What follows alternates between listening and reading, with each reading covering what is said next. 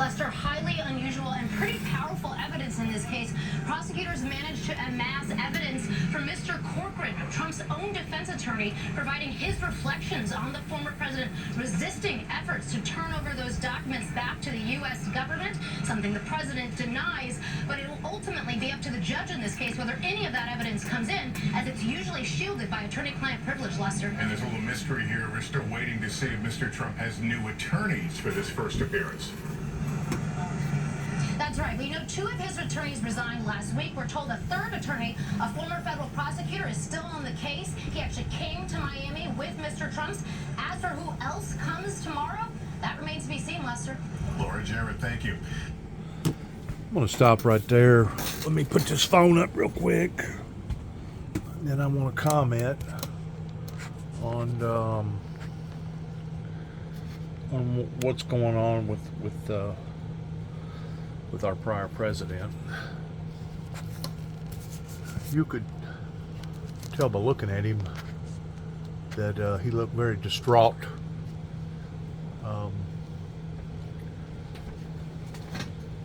Anybody that's the age that Donald Trump is, with that much hanging off the balances, it's bound to be emotionally stressful, because whenever you're talking about Donald Trump, you're just not talking about one man with a lot of money. You're talking about one man that probably has the responsibilities under his guidance and under his leadership. I'm going to estimate, I don't know this for a fact, but I'm going to say probably 500,000 people rely upon Donald Trump in some form or fashion, regardless whether they be in America or they be in other countries.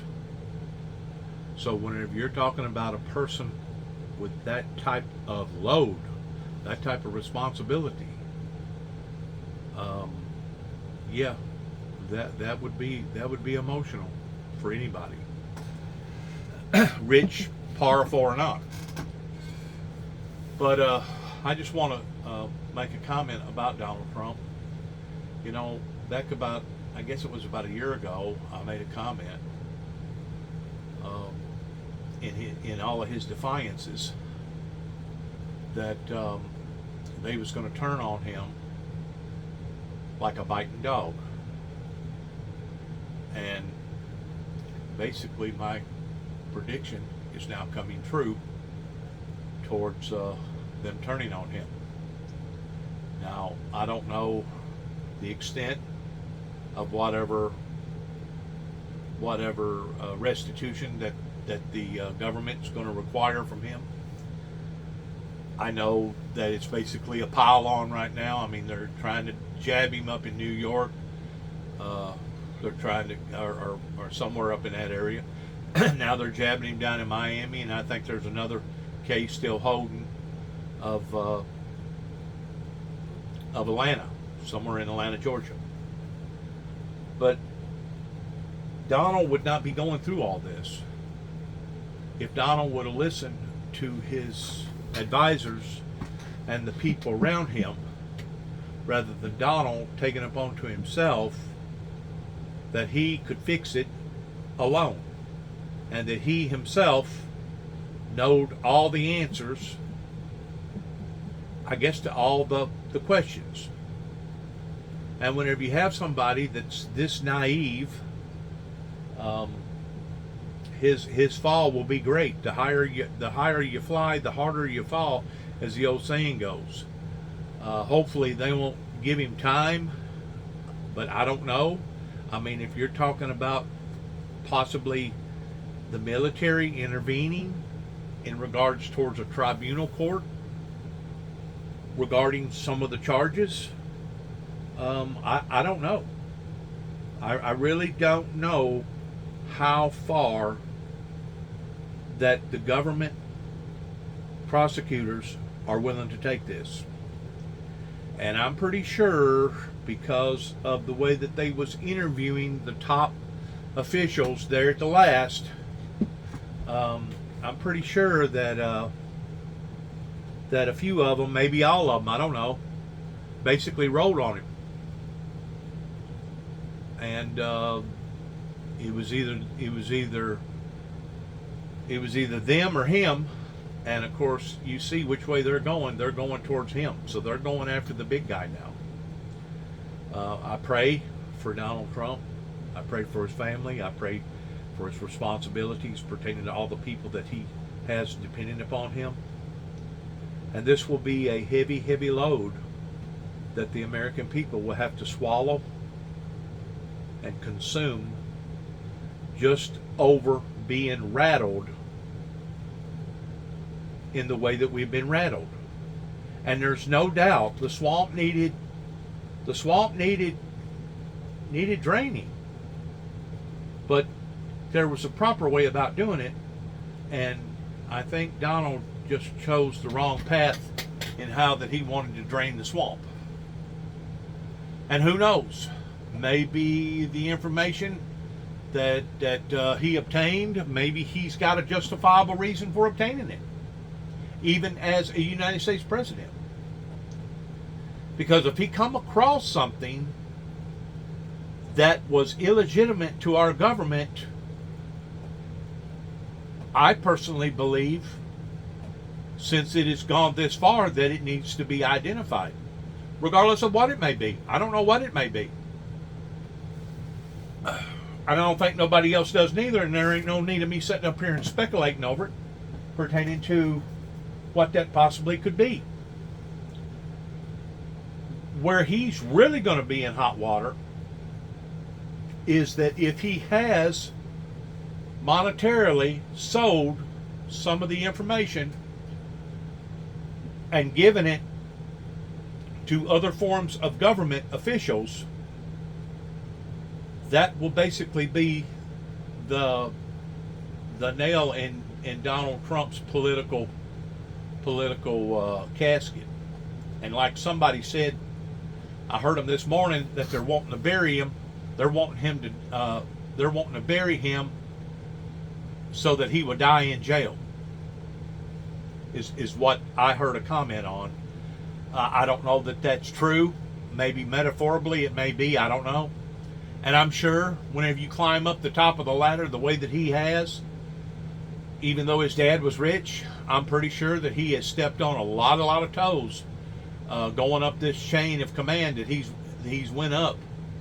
And I personally, if I was him, I would be more frightened of my family.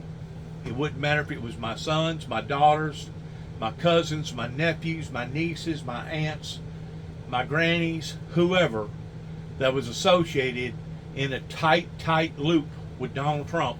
As of right now, I would be more concerned about their well-being, because Donald Trump, even if he was to go to jail, which I don't think that that's going to occur, but even if he was to go to jail, I guess he'd have to have a Secret Service agent with him. I mean, if he got 10 years in jail, the Secret Service agent would have to be there. They may not be in jail with him, but they would have to be there in his presence of making sure 24/7 that he did not get harmed in any form or fashion, because that is the Secret Service job. I don't know if they would set up a special booth outside his cell. That way they could keep an eye on him 24/7. Because basically whenever you throw your name in an arena like this, on this level, you're basically not even a man of your own at that point in time. You become property of the United States government. And that's part of the agreement in becoming president, that if you do become president, you will be protected by Homeland Security the rest of your life. And I think that's also got to do with possible some of your immediate family members. But I really feel bad for him, because I can tell by looking in his eyes, the thoughts that are probably going through that man's mind right now are probably 1,000 trillion to 1 in racing, not understanding that maybe he has committed a crime to the extent that now he's fixing to pay the punishment for it. He's probably committed a whole lot more crimes other than espionage crimes, providing that they can pin that on him throughout his years of his business affairs. But he was smart enough to be able to wiggle and work his way out of those type of tight fixes. Once more, the individual that's talking right now in behind the camera, God enlightened me within hours of the actual election that this man had basically lost. He did lose. He lost in the election. And that has been proven in Arizona. That's been proven in the leading states like Georgia. I think it was probably Pennsylvania, and I think maybe Colorado. There was about 5 different states, Philadelphia maybe. There was about 5 states that it was topsy-turvy on for a long, long time, until finally the officials counted and recounted again to make sure that their count was right. And sure enough, Donald J. Trump lost the election. He was a sore loser. His advisories told him, his family members told him that he did not have a leg to stand on. And he went ahead and pursued this ideal the way that he pursued it, towards misleading so many other people here in America. I believe it's something like 70 million or something like that, million people that at first thought that the uprising, the January 6th uprising, was actually justifiable. I didn't see the January 6th uprising towards it ever being justifiable, especially once it reached a level of violence. Protest, yes. Peaceful protest, yes. You know, that's one thing that they didn't allow for me to do whenever I was in Waverly, Tennessee, Humphreys County, and also right up here in my own home county, Weakley County, whenever I was allowed permission from the county mayor of being able to speak. And maybe that's where I messed up. I should have got permission from the city mayor instead of the county mayor, but I actually had permission to speak. And within about 30 minutes of me speaking, I was called down immediately towards stopping, or I was going to be arrested. I was going to be arrested, even after me getting permission. So, you know, you take it from there. I feel sorry for the guy, but he's a man of his own. He knew what kind of people that he was dealing with as far as the seriousness of everything.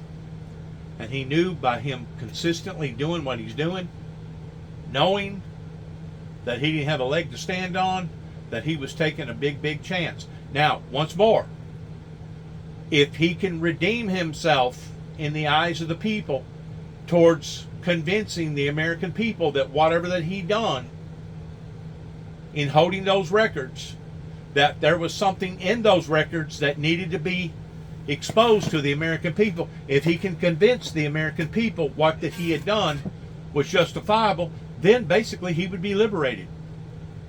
He would be liberated from the courts. He would be liberated from any type of fines. He would be liberated from any unjust due.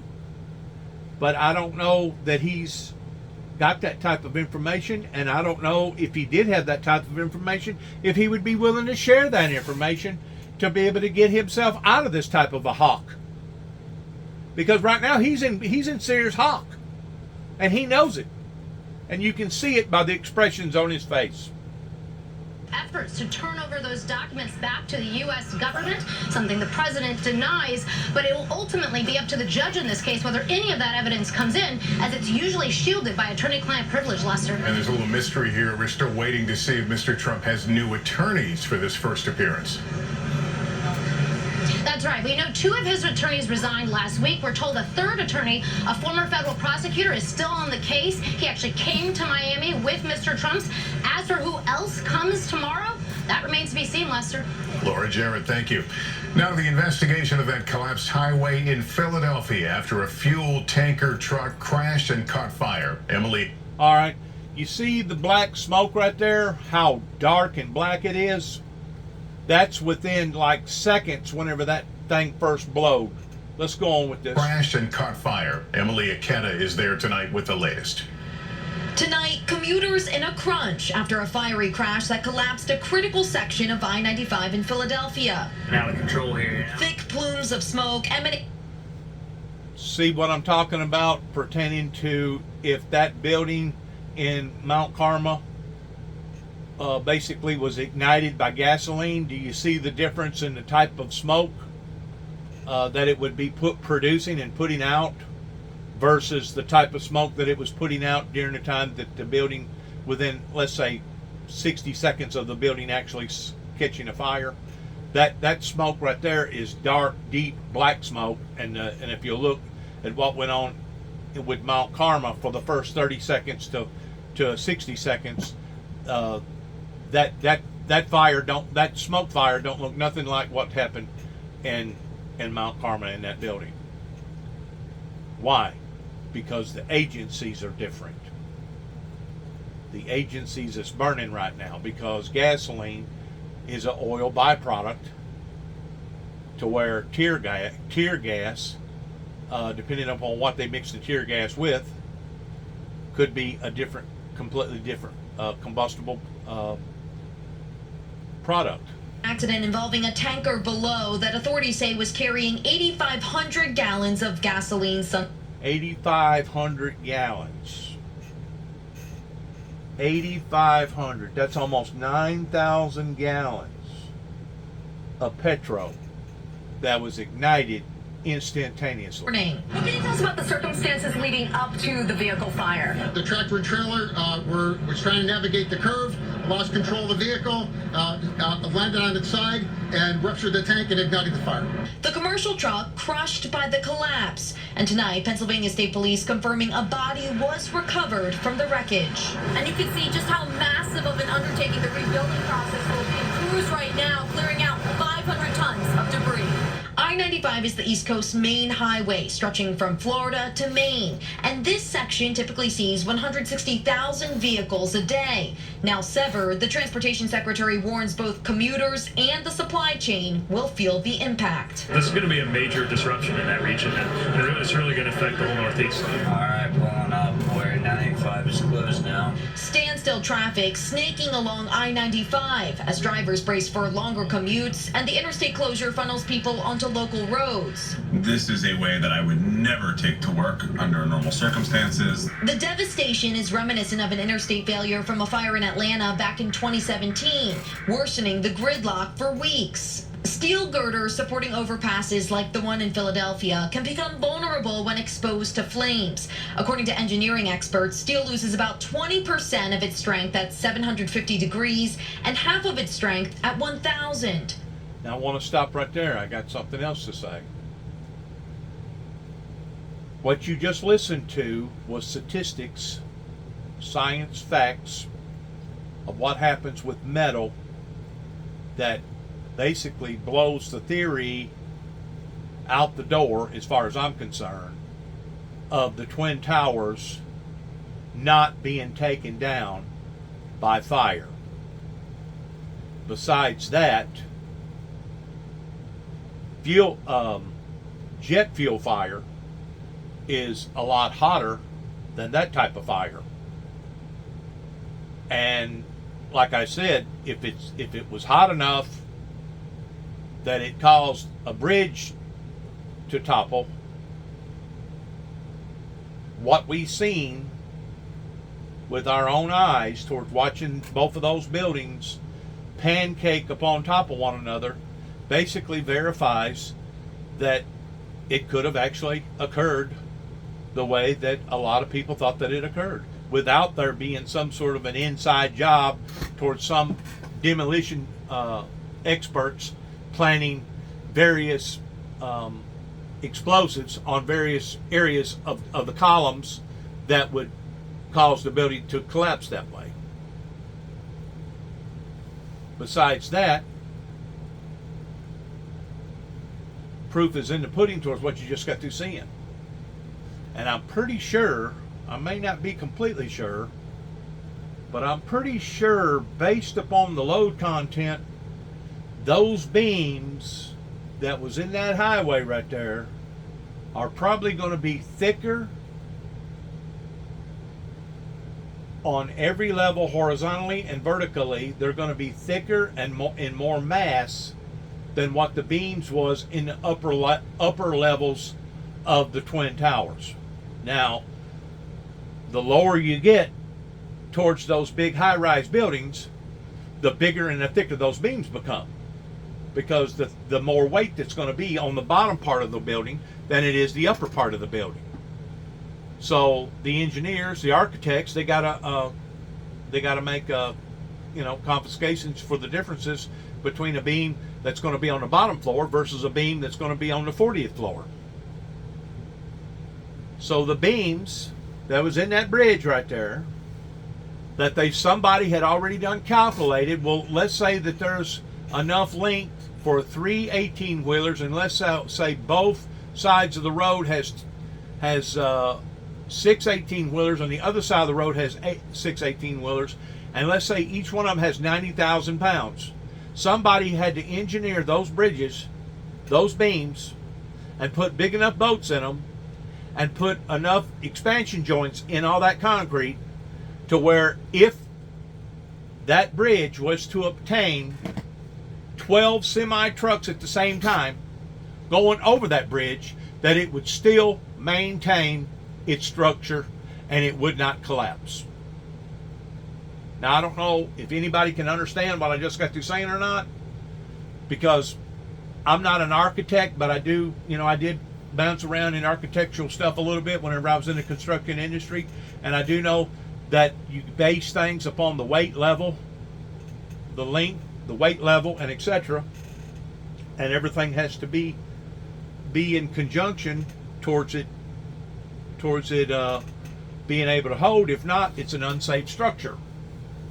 That was not an unsafe structure until that fire hit, which once more blows the theory in the head that the jet fuel that hit the Twin Towers could not have done what those Twin Towers done. If that would have been the case, this fire here, that's not jet fuel fire, would not have never done what this fire had done. Heat of the structural material, it gradually softens, it loses the ability to carry the weight that was above it, and as a result, we can have damage to the bridge, and in extreme cases, we can have full collapse. All right, Emily Aketa joining us now from the Philadelphia crash site. Emily, officials say before the crash, the overpass was sound.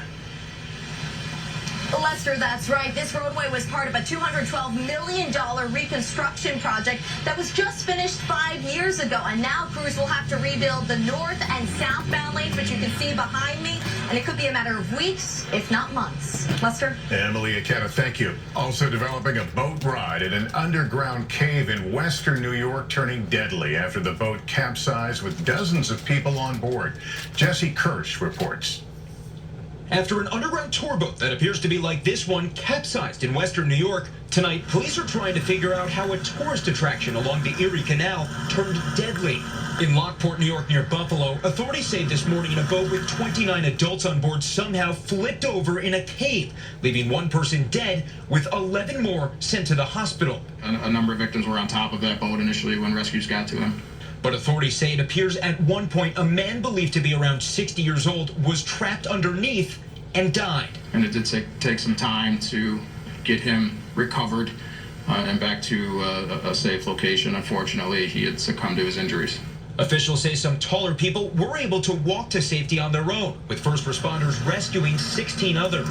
We had 11 people total taken to area hospitals for minor injuries, the worst of which we believe is about a broken arm and a possible head injury. The mayor of Lockport says the attraction has operated for decades without incident. Tonight, the operator has not responded to NBC's request for comment, as authorities tell us no one on board was wearing a life vest. Could this have been avoided if they were wearing life vests? Hard to say. We still don't know what capsized the boat.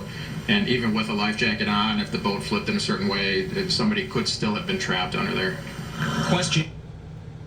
Which is correspondence with what happened to me about 2 weeks ago, towards me almost being involved in the same type of boating accident, that if the pontoon boat would have rolled over, it could have very well captured not only me, but everybody else that was in the boat. And with 3 mentally challenged children, I say children, 2 of them was 19 or 20, and the other one was about 23. But it could have been a bad scene. And I would have rather, even if I had to do it all over again, minus my life preserver got hung on the fishing pole hanger. But if I had to do it all over again, I would have done the exact same thing towards bailing out of the boat, because the boat was fixing to flip. I would have done the exact same thing in trying to save not only my life, but everybody else's life. The horrible thing about my incident is that the owner and the people that was in the boat, and there was 2 individuals in the boat, as well as the owner, that was supposed to be within their faculties of knowing right from wrong, knowing in a right form of reality.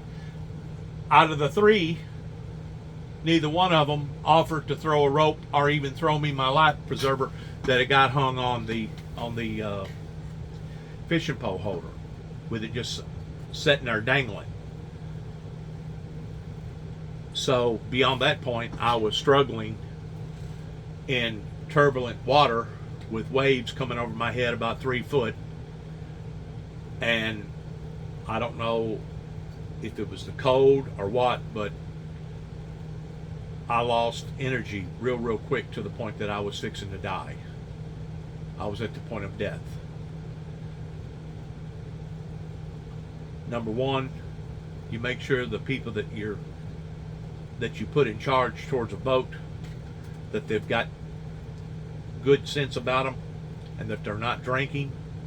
You make sure that the life preserver, instead of it just being around you or close to you, you make sure that you put it on, unless the boat is sitting somewhere stable, to the point that maybe at that point in time that you don't have to have your life preserver on. But anytime the boat is moving, I have found out that a life preserver is required from the safety rescue people. Why these people didn't have a life preserver on, once more, who knows? May have been negligence, I don't know. Carelessness, I don't know. I'm sure somebody's going to investigate towards what happened. And there's been all kinds of different boating injuries that's happened throughout the past, and really and truly, I'm surprised if the boat capsized the way that they said that it did, that there was only that one that actually drowned it. That's a miracle in and of itself. Questions unanswered after a day of exploration gone wrong. Jesse Kirsch, NBC News. Because I guarantee you that water in that cave right there has not been submerged to a lot of sunlight, and I just imagine just getting in that water, being thrown off into that water, would actually cause your body to go through some sort of a shock. And that's basically what happened to me. My body got shocked, and because I had used up so much adrenaline and so much energy so quick, I began to shut down. And once I began to shut down with no life preserver, at that point in time, I was basically doomed.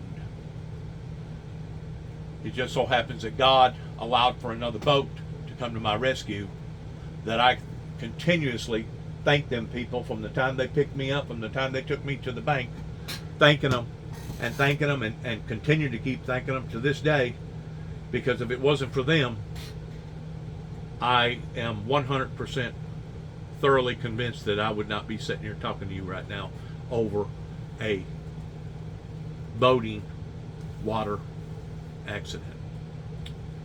Good luck to all of us as we go forth in our affairs in life.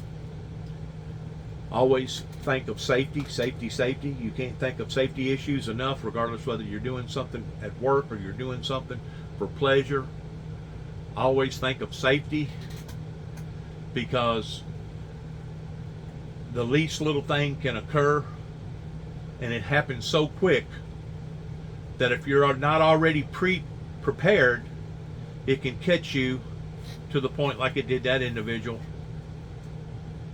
of it being a horrible, horrible thing. God bless America. Shalom.